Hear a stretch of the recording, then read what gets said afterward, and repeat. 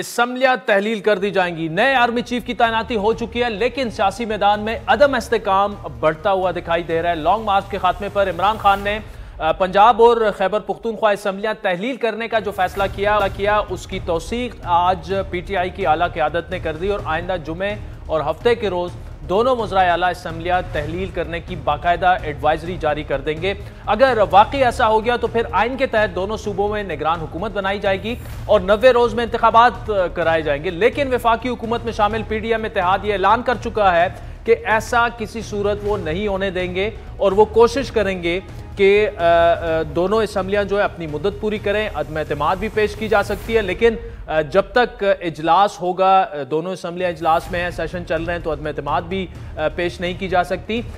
अगर गवर्नर राज लगा दिया जाए, उस ऑप्शन पर भी गौर किया जा रहा है, तो इस सारी नई सियासी सूरत हाल का बराह रास्त असर लेकिन नाज़रीन मईशत पर पड़ रहा है। और अगर सियासी अदम इस्तेकाम मजीद बढ़ता है तो हुकूमत की मुश्किलात यकीनी तौर पर मजीद बढ़ेंगी। ऐसे में इस वक्त हुकूमती हिकमत अमली क्या है, बात करेंगे वज़ीर आज़म के मुशीर कमर ज़मान कायरा साहब हमारे साथ हैं। कायरा साहब, क्या स्ट्रेटजी है? अब तो PTI तकरीबन ये वाजे कर चुकी है, आज उन्होंने ऐलान भी कर दिया बाकायदा कि पंजाब और KP की असम्बलियां जो हैं वो आइंदा जुमे और हफ्ते को वो एडवाइस जारी कर दी जाएगी और तहलील कर देंगे। आपके पास मुख्तलिफ ऑप्शंस हैं, अदम एतमाद आ सकती है, तो फिर असम्बलियां तहलील नहीं होंगी।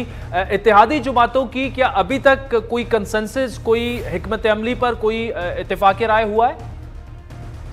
मैंने अभी ये खबर आपके जरिए सुनी है कि उन्होंने कोई फैसला किया, अनाउंस कर दी है जी। तो फिर तो उनको कोई रुकावट नहीं थी, उन्हें चाहिए था कि वो असम्बलियों को एडवाइस दे देते। अगर वो असम्बलियों को एडवाइस देते हैं तो इसकी एक लीगैलिटी होगी कि जितनी मार्जिन उनका मौजूद है। ये देखना होगा कि अगर उनके कुछ मेंबरान असम्बली में चले जाते हैं अदालत में, तो ऐसा भी अदालती नज़ीर मौजूद है जिसमें अदालत ने अफोर्ड कर रखा है कि कोई हुकूमत जो मेजॉरिटी की राय नहीं रखती या मेजॉरिटी का एतमाद नहीं रखती, उसको असम्बली में डिसॉल्व करने का हक नहीं है। ऐसी सूरत में अगर PTI के कुछ अफराद उनके साथ नहीं देते तो उनके लिए मुश्किल होगा। और खान साहब को जिस घमंड में वो थे, उनको देख लेना चाहिए कि लोग कितने आए उनके जलसे में। वो तो कोई 25-30 लाख लोगों का दावा कर रहे थे। एजेंसियों की रिपोर्ट, उनकी अपनी पंजाब की जो एजेंसियां हैं, वो 25-30 हज़ार के करीब उनका ग्राउंड है, यानी 1% लोग आए हैं। और अभी कश्मीर के अंदर जहाँ पे उनकी हुकूमत है, जहाँ पे उनकी वजारतें हैं, सदर हैं, और बड़ी कसरत से उनको बनाया गया था। कश्मीर की एक डिवीजन के रिजल्ट आए हैं और उस डिवीजन में जो उनका हाल रहा, वहाँ पे ना वो मुजफ्फराबाद में डिस्ट्रिक्ट काउंसिल में आ सकेंगे, ना मेयर में आ सकेंगे, उनका वजूद भी नजर नहीं आएगा कहीं। उसके बाद भी अगर उनका गुमान है कि उनको मेजोरिटी या उनका पास अभी अक्सरियत है, तो वो उनको इलेक्शन में समझ आ जाएगी। ऑप्शन दूसरा यही है कि अगर ये नहीं होता, इलेक्शन में चले जाएंगे तो दोनों सूबों के इलेक्शन हो जाएंगे, क्योंकि सिंध और बलोचिस्तान की असम्बलियां तो डिसॉल्व नहीं हो रही, ना हुकूमत वो उनकी हुकूमतें ऐसा कोई एडवाइस कर रही है, ना करनी चाहिए। और मरकज में भी असम्बली अपना काम कर रही है। ये तजुर्बा पाकिस्तान में शायद पहली दफा होने जा रहा है, बट ये ऐन जमहूरी है, ये ऐन पार्लिमानी है कि खान साहब ने अगर इस पे शमखून मार दिया असम्बलियों पे, तो उनका इलेक्शन हो सकता है, उनका इलेक्शन हो जाएगा। कायरा साहब, आपको ये प्लानिंग नहीं कर रहे कि अदम एतमाद लेकर आ जाएं दोनों असम्बलियां, फिर तहलील ही नहीं हो सकती? मतलब आप ये कह रहे हैं कि तहलील हो जाएं और आप लोग इलेक्शन के लिए तैयार हैं? जो पॉसिबल ऑप्शंस होंगे वो तो अडॉप्ट करेंगे जी। असम्बलियों को बचाने के लिए, जमहूरी तरीका कार अडॉप्ट करने के लिए तो कोशिश करेंगे। लेकिन अगर नहीं होता, मैं तो उसकी बात कर रहा हूँ, वर्स्ट कम वर्स्ट की अगर ऐसा होता है तो फिर देख लेंगे। ठीक है। अच्छा, मुमकिन ऑप्शंस में गवर्नर राज का भी ऑप्शन क्या मौजूद है? राणा साहब कल कह चुके हैं कि हम पंजाब में गवर्नर राज लगा चुके हैं, लगा सकते हैं। तो क्या पीपल्स पार्टी इस फैसले पर ऑन बोर्ड होगी? क्या आप समझते हैं कि गवर्नर राज जो है वो हालात ऐसे हैं आइन के मुताबिक कि गवर्नर राज लगा दिया जाए? देखिए, पीपल्स पार्टी गवर्नमेंट के फैसलों के साथ गवर्नमेंट का हिस्सा है और फैसले क्योंकि मुशावरत से होते हैं, लिहाजा उसका हिस्सा होती है। ये सवाल ही नहीं बनता कि हिस्सा नहीं है। दूसरा ये कि गवर्नर राज या इस तरह के खसूसी कवानीन जो हैं, ये गैर मामूली सूरत हाल के लिए गैर मामूली कवानीन है। अगर गैर मामूली सूरत हाल पैदा होती है तो फिर गैर मामूली कवानीन का इस्तेमाल हो सकता है। ये किसी ऐसे ही मौकों के लिए बनाए जाते हैं। ठीक। अच्छा, जरदारी साहब के अभी भी अच्छे ताल्लुकात हैं परवेज इलाही साहब के, इस बात के कोई चांसेस हैं कि उनसे बात हो जाए और वो आपके बतौर इत्तेहादी फिर हुकूमत बना लें, वजीर आला बन जाए, या वो टाइम गुजर चुका है? मेरा ख्याल है जी कि उसका वक्त गुजर गया है। अच्छा। लेकिन चौधरी परवेज इलाही साहब अगर इमरान खान का साथ छोड़ते हैं तो हमारा उनका साथ हो ना हो, हम उनका साथ ना भी दें, लेकिन हम उनकी हुकूमत गिराने की बात ना करें, हम उनके खिलाफ अदम एतमाद ना लाएं और इमरान खान साहब मुस्ताफी हो जाएं तो चौधरी परवेज इलाही साहब तो चीफ मिनिस्टर रह सकते हैं अपने 10 मेंबरान के साथ। तो ऐसे में कारी साहब, अगर असम्बलियां तहलील हो जाती हैं और बात फिर ऑब्वियसली निगरान सेटअप पर आएगी, जाहिर है अपोजिशन की मुशावरत के बगैर तो ये होगा नहीं, क्या आप निगरान सेटअप के लिए पीटीआई के साथ बैठने को तैयार हैं? मैंने अर्ज किया अभी ये कबल अज वक्त बात है, मफरूजे पे मबनी है। जब ये वक्त आएगा तो नेचुरली जो आईनी और कानूनी तरीका है वो तो अडॉप्ट किया जाएगा। अब देखना है कि क्या पीटीआई वो रास्ता इख्तियार करती है कि नहीं। अगर वो नहीं करती तो इलेक्शन कमीशन ये काम कर लेगा। लेकिन कारी साहब, तकरीबन 550 नशिस्तें हैं, अगर पीटीआई पूरे मुल्क में असम्बलियों से मुस्ताफी हो जाती है, क्या आप नहीं समझते कि वो आपको फोर्स करके इलेक्शन ले लेंगे? क्योंकि पहले ही अदम इस्तेकाम है और आर्मी चीफ की तैनाती के बाद भी सियासी इस्तेकाम हमें खत्म होता नजर नहीं आ रहा। आज भी स्टॉक एक्सचेंज क्रैश कर गई, तो क्या कबल अज वक्त इंतखाबात तक बात जा सकती है या इस पर कोई समझौता नहीं करेंगे आप?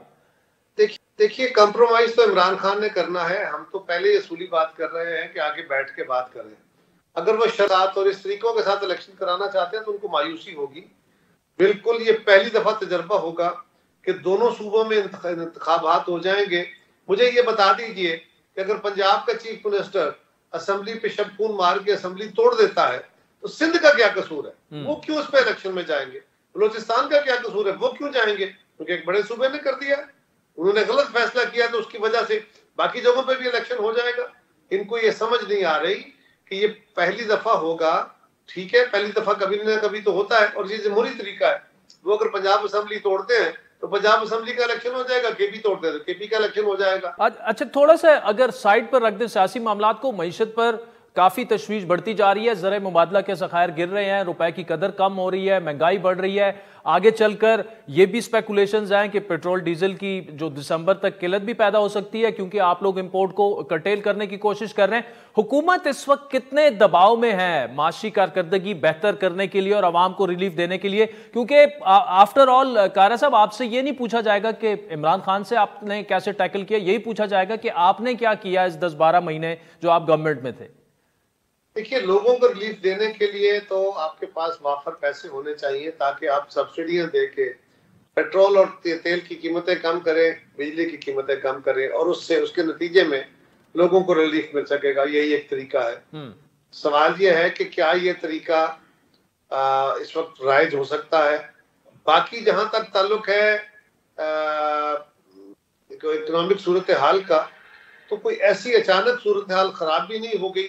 यकीनन वरीसम है, परेशान कुन है, लेकिन पाकिस्तान कोई डिफॉल्ट के खतरे में नहीं है। पाकिस्तान अपनी अदायगियां टाइम पे कर रहा है, टाइम पे करेगा। ये जो खदशात की खबरें हैं जो पीटीआई उड़ाती है, इसको मत चलाइए कि जी कोई पेट्रोलियम की कीमतों में स्टॉक में कमी होने का खदशा है।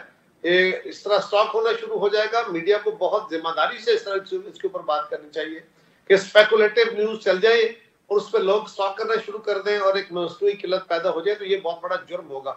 मैं समझता हूँ बहुत एहतियात करने की जरूरत है।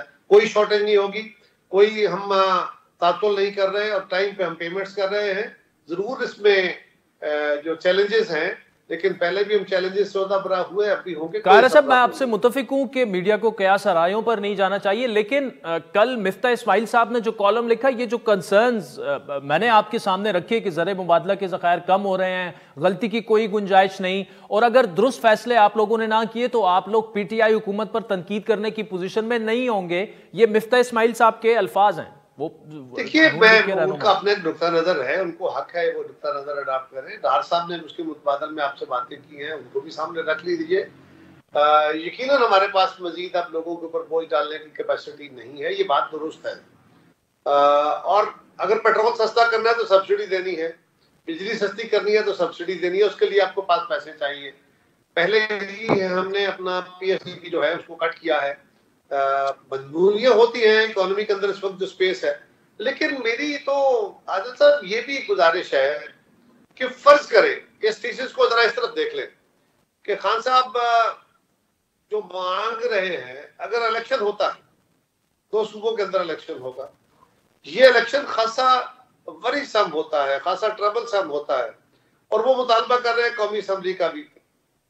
अगर सारे इलेक्शंस का इनेकाद कर दिया जाता है, 1 महीने के बाद असम्बली डिसॉल्व हो जाती है, दिसंबर, जनवरी, फरवरी, मार्च में आगे जाके रमजान शुरू हो जाएगा, और हमारे जो 3.3 करोड़ लोग इफेक्टेड बैठे हैं, जो अपने घरों तक अभी तक पूरी तरह नहीं पहुंच सके, जिनके पास वहां पूरा इंफ्रास्ट्रक्चर नहीं है कि लोग जाके कोई वोट पोल कर सकेंगे, वो अपना घर चलाएंगे, वो अपने घर बनाएंगे, वो अपने, हम उनको आबाद करेंगे 3.3 करोड़ लोगों को, तो कहेंगे जाके वोट डालें। तो क्या हमें कुछ समझ आ रही है कि हम कर क्या रहे हैं? कि सिर्फ इमरान खान का एक मुतालबा है, और इस मुतालबे पे अगर हम कर भी देते हैं और कल फिर इसी तरह का मैंडेट आज का देखिए ना, आजाद कश्मीर में उनकी गवर्नमेंट है, खान साहब बकौल शख्स है, इस वक्त मीडिया कह रहा है कि वो अपनी पॉपुलैरिटी के मेराज पे हैं। ये मेराज का आलम है कि वहां पीपल्स पार्टी लीड कर रही है और PTI दूसरे नंबर पे है, और अगर हम इत्तेहाद की जमातें इकट्ठी हो जाए तो PTI की नजर भी नहीं आएगी। ये अभी हमारे सामने जो सब लेटेस्ट इलेक्शन है, ये हमारे सामने है, इसका जरा देख लीजिए क्या सूरत हाल है। कारा साहब, एक और मामला है, सेनेटर आजम स्वाति एक दफा फिर अरेस्ट हो चुके हैं। खान साहब ने उस पर काफी सख्त ट्वीट्स की कि ये फिस्तायत पर मबनी हुकूमत है, 74 साल शख्स को बार बार गिरफ्तार करते हैं, उस पर तशद्दुद इसलिए की जा रही है कि किया जा रहा है कि वो हक की बात कर रहे हैं। उनको गिरफ्तार करने की जरूरत क्यों पेश आई? ऑब्वियसली वो जो ट्विटर पर जिस किस्म की जुबान इस्तेमाल कर रहे हैं वो तो एब्सोल्युटली कंडेमेबल है, लेकिन जगह जगह उन पर मुकदमात भी बन रहे हैं। हुकूमत का क्या मौकिफ है इस पर? देखिए, अगर कोई बंदा बार बार जुर्म करेगा तो बार बार उस पर केस बनेंगे। अगर उसने बार बार कानून तोड़ा है तो बार बार केस बने हैं, जगह जगह उस पर केसेस का इंदराज हो सकता है। खान साहब को खुद याद नहीं, मैं तो इमरान खान की बात को वजन देने को तैयार इसलिए नहीं हूँ कि खान साहब खुद अपने दौर में क्या करते रहे। एक सेनेटर को उसकी अपनी गलतियों पे, उसके कानून तोड़ने पे गिरफ्तार किया गया है, उस पे तो जमहूरियत को खतरा पैदा हो गया और फाशिज्म आ गया है। आप अपने सारे मुखालफों को जेलों में डाल के बैठे रहे, अदालतें आपको कहें कि आप केस प्रूव करें, नहीं कर सकते, अदालतें कहें सबूत दे, नहीं दे सकते, 2 साल तक 2-2 साल तक लोगों को जेल में रखें, और 4 साल बाद आप कहें कि नहीं मेरे पास पूरा इख्तियार नहीं था। इसके बावजूद आपके अपने साथी क्या जेलों में क्या अपने हमारी जमातों के लीडर्स को जेलों में नहीं रखा? तो क्या किया आपने? अच्छा कारा साहब, फॉरेन अफेयर्स कमेटी के कौमी असम्बली के चेयरमैन मोहसिन दावड़ को रुकने कौमी असम्बली, उन्हें बाहर जाने से रोका गया। बड़ी अहम कॉन्फ्रेंस में वो जा रहे थे, वो हुकूमती इत्तेहाद का भी हिस्सा है, FIA जो है वो आपके अंडर है। ये हो क्या रहा है? क्यों ये सिलसिला बंद नहीं हो जाना चाहिए? अब तो आप जवाब दें, आपकी गवर्नमेंट है।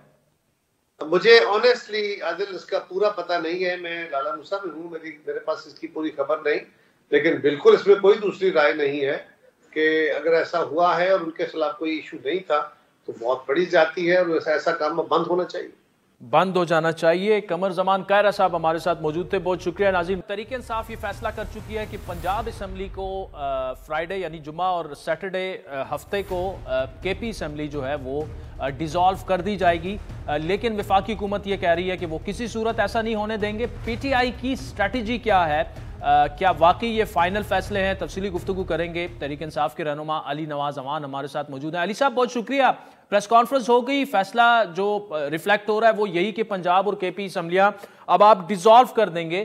क्या डेडलाइन इसकी क्या है? कब तक ये फैसले फाइनल हो जाएंगे? फ्राइडे सैटरडे ये डिसाइड हो गया हुआ है। अच्छा, महमूद खान साहब से आज मुलाकात हो गई हुई है, कल परवेज अलाई साहब के साथ मुलाकात है, चेयरमैन इमरान खान साहब की, और फ्राइडे सैटरडे मैक्स। अगर वो अदम एतमाद लेके आते हैं तो अदम एतमाद का तरीका ये होता है कि वो और मुंह के बल गिरेंगे। वो जो नंबर है 186 मेरे ख्याल में, वो उन्होंने पूरा करना है। वो आके शो कर दें, 15 दिन और लेट हो जाएगा मैक्सिमम, और वो अपने नंबर्स अगर शो ना कर सके तो नेक्स्ट डे ये असेंबली डिसॉल्व हो जाएंगी, प्रोसीजर आगे चलेगा।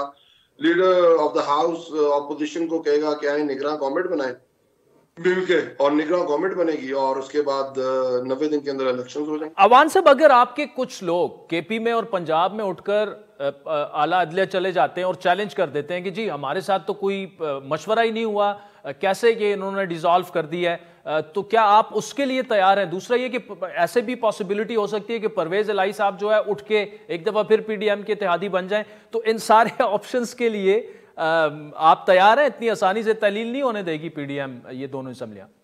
बिल्कुल ठीक है आदिल, देखें पाकिस्तान में क्या नहीं होता रहा, बिल्कुल ठीक बात है आपकी।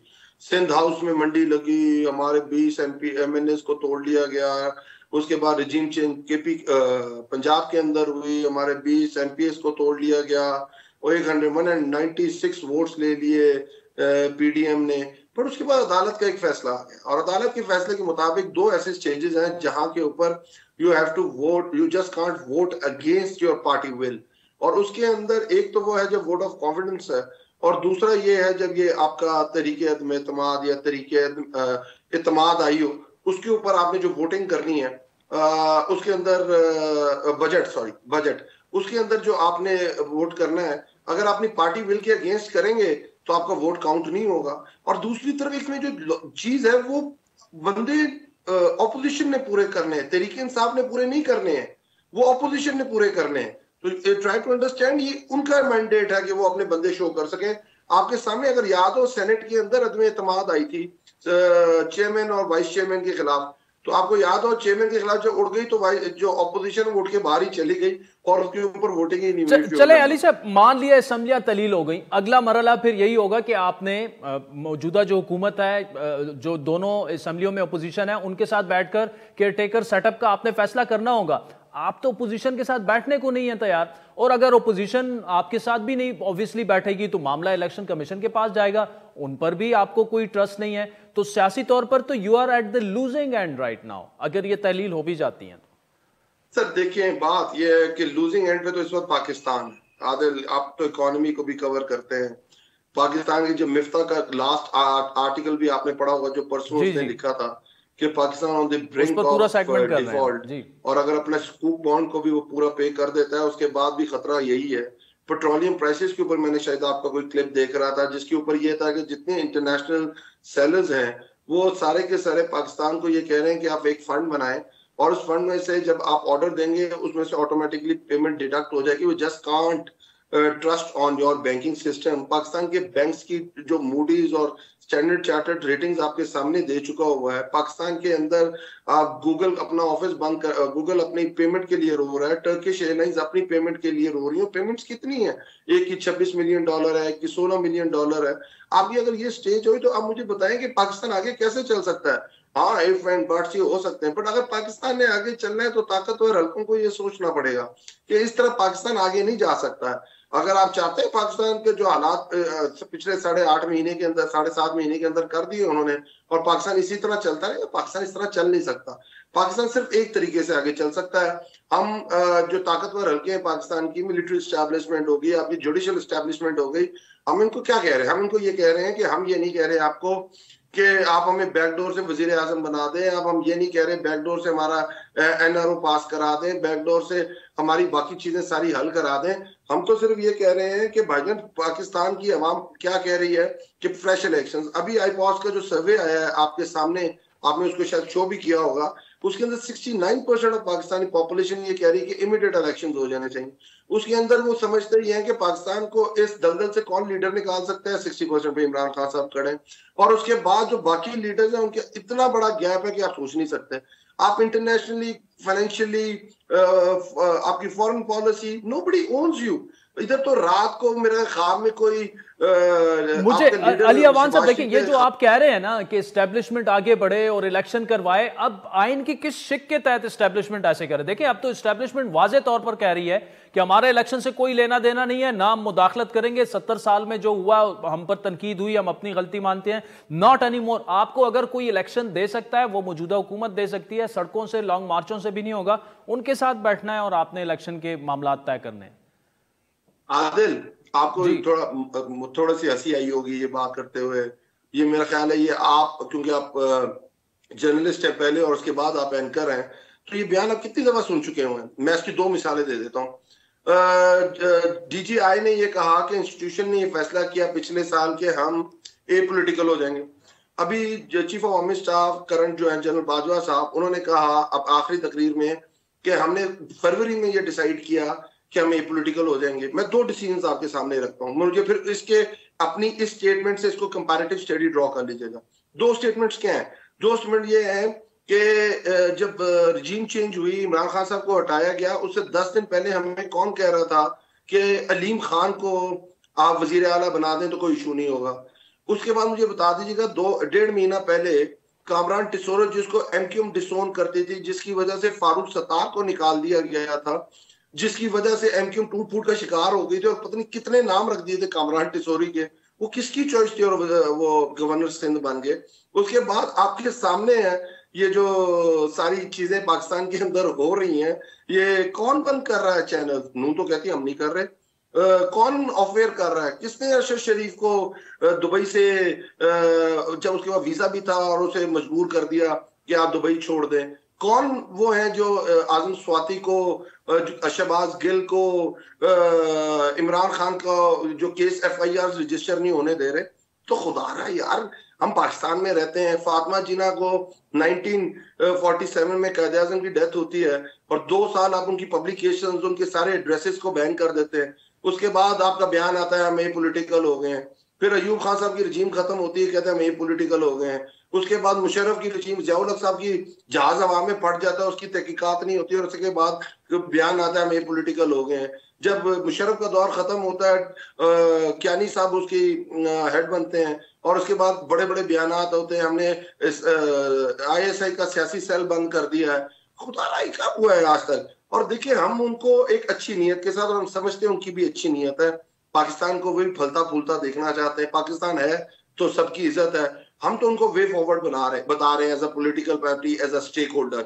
आके उनके ऊपर है, दुनिया देख रही है, मोरख लिख रहा है, वो पाकिस्तान की आवाम इस पर डिसाइड। चले अली अवान साहब, thank you so much for joining us. इनका पॉइंट ऑफ व्यू नाज़रीन आपने सुना, लेकिन अफवाज पाकिस्तान बड़ा कैटेगोरिकली अभी अपने कॉन्डक्ट से भी शो कर रही हैं कि नो मोर पॉलिटिकल इंटरफेरेंस, और PTI अभी तक जो है यही मुतालबा दोहरा रही है कि आप हमें आके इलेक्शंस दें। लेकिन मेरा अपना ज़ाती ख्याल यह है कि ये वक्त गुजर चुका है। ज़र मुबादला के ज़खायर तेज़ी से घट रहे हैं, रुपए की कदर गिर रही है, स्टॉक मार्केट में भी आज भी शदीद मंदी का रुझान देखने में आया, महंगाई की शरह बढ़ती जा रही है। ये तमाम इशारे खतरात की घंटियां बजा रहे हैं। गुज़श्ता रोज़ी साबिक वज़ीर ख़जाना और नून लीग के सीनियर रहनुमा ने डॉन अखबार के कॉलम में तहरीर किया मिफ्ता इस्माइल ने कि पाकिस्तान का डिफ़ॉल्ट रिस्क जो है वो ख़तरनाक सतह तक पहुँच चुका है। उनके बकौल वो नहीं जानते कि डॉलर की इस वक्त बेहतर शरह वर्सेस रुपी क्या है, लेकिन सिर्फ मार्केट ही इसका तयन कर सकती है। साबिक वज़ीर ख़जाना के बकौल दिसंबर के बॉन्ड्स की अदायगी के बाद भी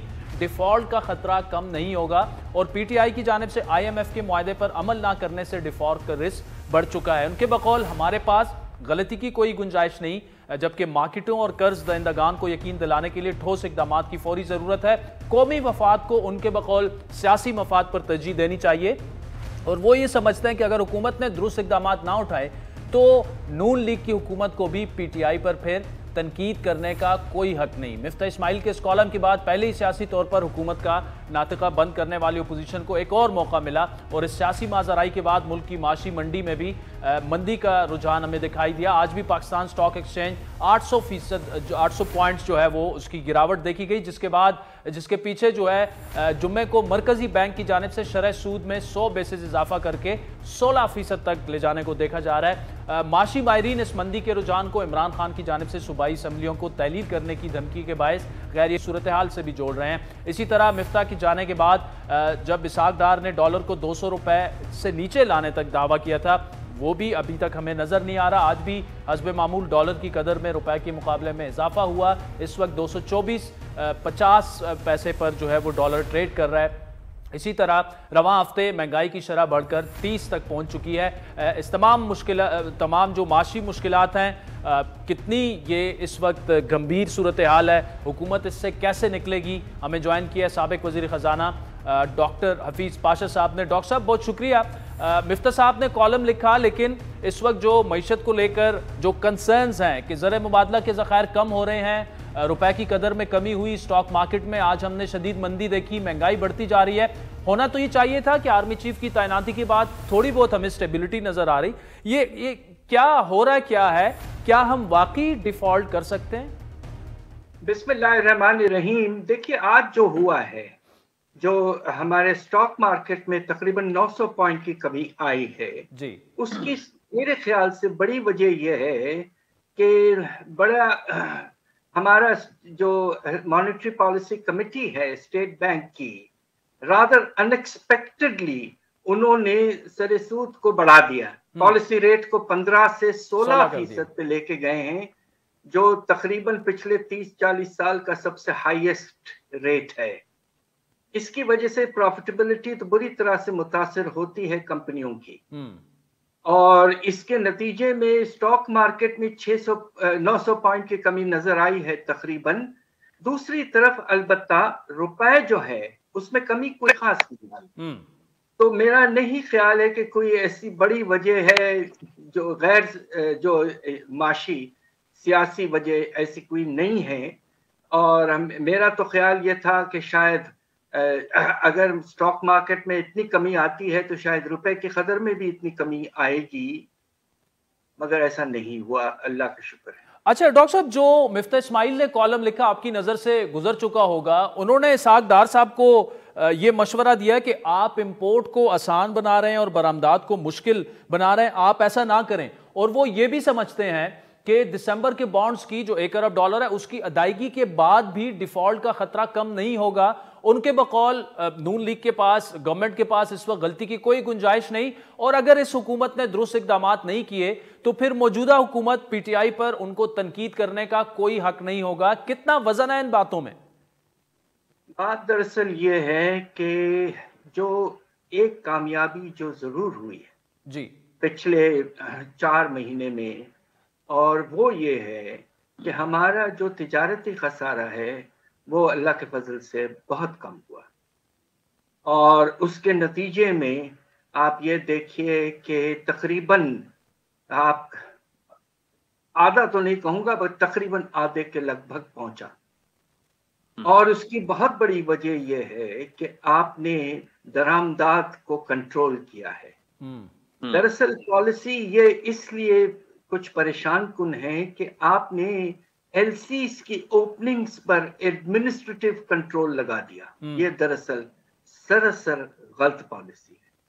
ये बहुत ही आर्बिट्ररी पॉलिसी है, डिस्क्रेशनरी पॉलिसी है। हमारे पास कोई वाज़े तौर पर इंपोर्ट पॉलिसी नहीं है, उसके बगैर आप किस तरह किस एलसी को रोक रहे हैं, ये बात बिल्कुल आर्बिट्ररी है।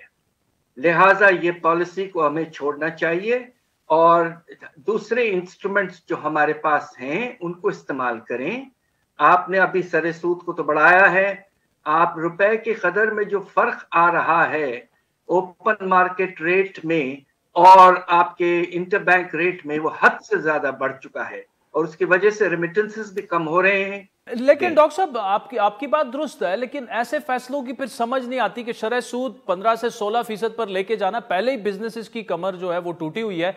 और फिर डार साहब ने खुद ये कहा था कि डॉलर जो है वो 200 से नीचे का है, लेकिन उनके आने के बावजूद डॉलर की परवाज जो है वो जारी है। आम आदमी तो इन फैसलों को देखकर कहता है कि इन 6 महीनों में इन्होंने जो बुलंदोबाला दावे किए थे वो तो पूरे नहीं हुए।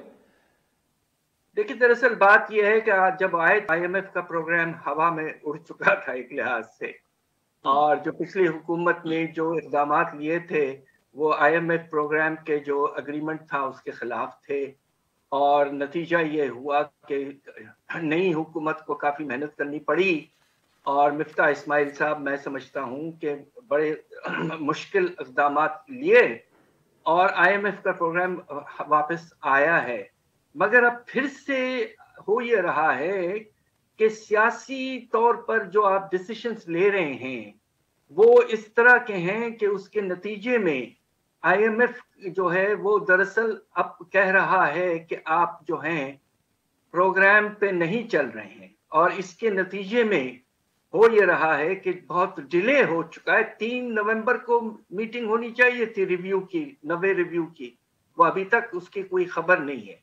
देखिए, मुझे अफसोस से कहना पड़ता है, हम सब चाहते हैं कि पाकिस्तान IMF के पंजे से निकले, मगर इस वक्त हालात इस हद तक खराब हो चुके हैं कि अगर IMF की छतरी ना हो तो फिर तो आप यू कैन सेफली अस्यूम कि आप दिवालिये की तरफ बहुत जल्दी चले जाएंगे। अच्छा डॉक्टर साहब, जो मिफ्ता इस्माइल साहब ने कॉलम लिखा वो ये समझ रहे हैं कि अगर ये मामलात मौजूदा हुकूमत ठीक ना कर पाई तो मामलात बिगड़ सकते हैं, और इस वक्त वो समझते हैं कि प्योर इकोनॉमिक फैसलों की जरूरत है। जिस तरह आपने भी कहा कि सियासी फैसले ना करें, इस वक्त मुल्क को सियासी फैसलों से ज्यादा कौमी फैसलों की जरूरत है और मुश्किल फैसले लेने की जरूरत है। जो हमें मिफ्ता इस्माइल साहब के कॉलम से रिफ्लेक्ट हो रहा है कि वो शायद समझते हैं कि वो फैसले नहीं हो रहे कौमी फैसले।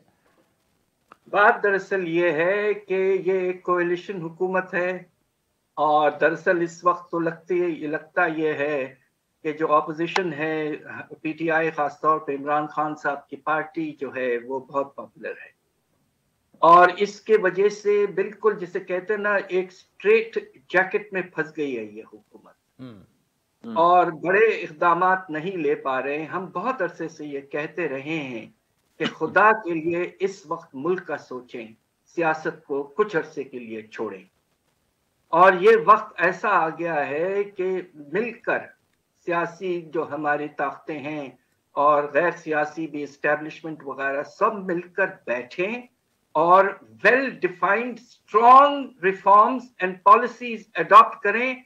ये उसी वक्त होगा जब किसी एक पार्टी को ब्लेम नहीं किया जाएगा और पूरा कंसेंसस के थ्रू होगा। मैं आपको ये यकीन से कहना चाहता हूं कि अगर ऐसा नहीं हुआ तो खुदा न खास्ता हम ऑलरेडी दिवालिये के करीब आ चुके हैं, ये खतरा बहुत बढ़ जाएगा आने वाले हफ्तों में और बहुत मुश्किल हो जाएगा। आप ये सोचिए कि जब दिवालिया किसी मुल्क का होता है तो अब श्रीलंका के एग्जाम्पल देखिए, तेल बिल्कुल खत्म, सप्लाई पेट्रोल की 0, अफरात ज़र 60 से 70%, और लोगों ने तो जाके इनफैक्ट काफी एजिटेशन भी किया है। तो देखिए, we have to avoid this devil of a default, और उसको करने के लिए एक सियासी कंसेंसस की बेतहाशा जरूरत। डॉक्टर हफीज पाशा साहब बड़ा सिंपल और स्ट्रेट फॉरवर्ड मैसेज दे रहे थे कौमी क़यादत को। वक्त हुए चाहता है नाज़रीन क्लोजिंग का। आज के प्रोग्राम पर आपकी फीडबैक के मुंतज़िर रहेंगे। हमारा ट्विटर हैंडल है @आदिल शाज़ेब। इजाज़त दीजिए।